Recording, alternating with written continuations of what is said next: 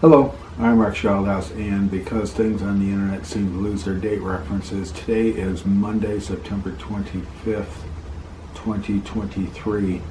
On Friday, September 15th, 2023, we visited the Kimball Browning Auto Museum, which is in Ogden, Utah, in the Union Station in Ogden, Utah.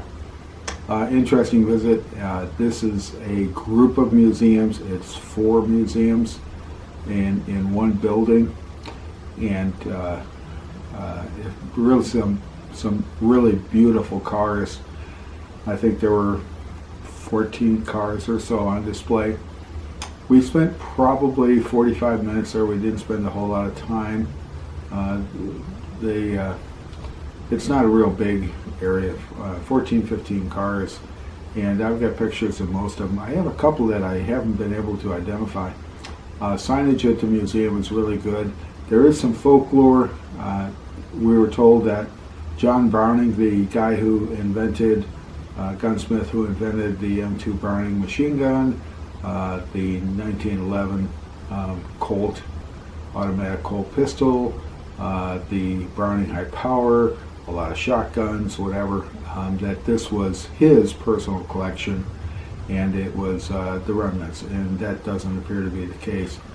Kimball Browning, married couple, decided they loved cars and decided to start amassing them before their death and having them restored and put on display, and these are some really, really beautiful cars.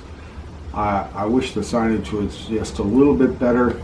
I may have confused the two in doing this, but here's some really beautiful cars. Thanks for watching. Hope you enjoy it.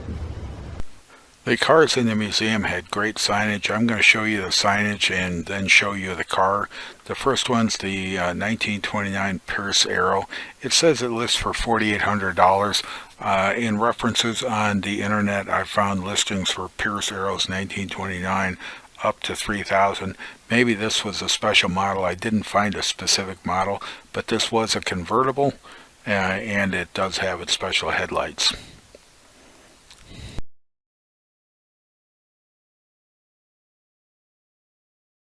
The 1909 Stearns. This is a beautiful, beautiful car.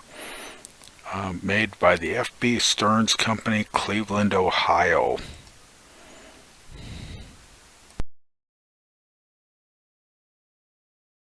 The 1901 Oldsmobile, a single-cylinder horizontal 5-horsepower, 20-mile-per-hour vehicle, and it had a tiller bar for a steering wheel, and it cost $650 per copy. The 1911 Knox, a 6-cylinder, 60 horsepower, could do 80 miles an hour vehicle. Its listing here says factory price $4,790. It had gas headlamps, and one of the things that maybe drove these cars such a high price was at this time they were still being made one at a time by hand. The assembly line had not yet been put into effect by Henry Ford. The 1935 Hudson, this one lists for $770, so the prices that they have for the factory prices, I'm still a bit apprehensive about, but what can I do about it? 6-cylinder, big 6 engine, could do 60 miles an hour, 95 horsepower. It was a big car. The 1929 Graham Page. This one is $21.25 according to the sticker. Factory price. Special features: it has a rumble seat, which would be nice, particularly at the drive-in, I guess. Take 4 people with you instead of just 2. Have some company. One of the things I've learned along the way is maybe I'd like museums to put their signs above the displays or somewhere. I wish they had more signage, better signage, I guess. The 1929 Durant, and another interesting car, $695.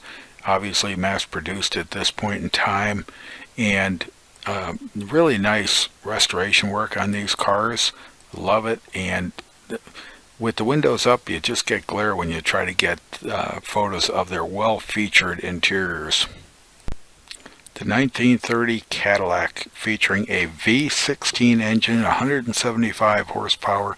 This baby could roar at 100 miles an hour. It only weighed 5,700 pounds. That's more than most cars did in the 1960s by 50%. And with this kind of car, it was the Series 452. It's $6,000. You probably bought a chauffeur to go with it. 1926 Lincoln.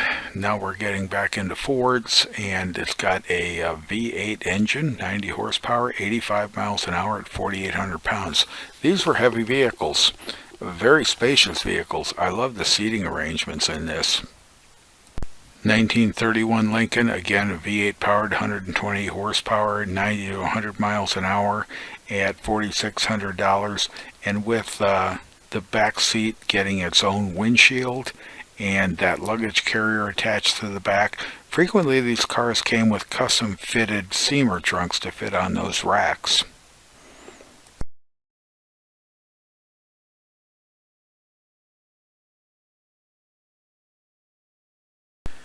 $1932 Lincoln, only cost you $5,700. Can't really read what engine it's got. I assume it's got a V8 due to its timing and when it was made. Speeds up to 100 miles an hour.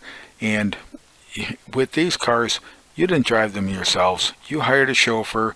You had him living in your chauffeur house next to the car, and he was always there for your beck and call, and you drove around and you sat in the back seat. I'm not sure I've got the signage right for this one. It says 1929 Packard. It's sequentially the correct photo. 90 horsepower, 8-cylinder engine. It looks like in the photo it's a straight 8, which is an engine the Buick also had, not the same manufacturer, but Buick had straight 8 engines, made them very long noses.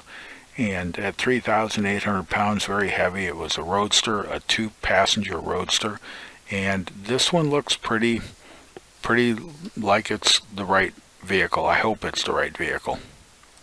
1937 Packard. This is a plain Jane car. In 1937, only cost $795 and carried 2 passengers, and that was a total.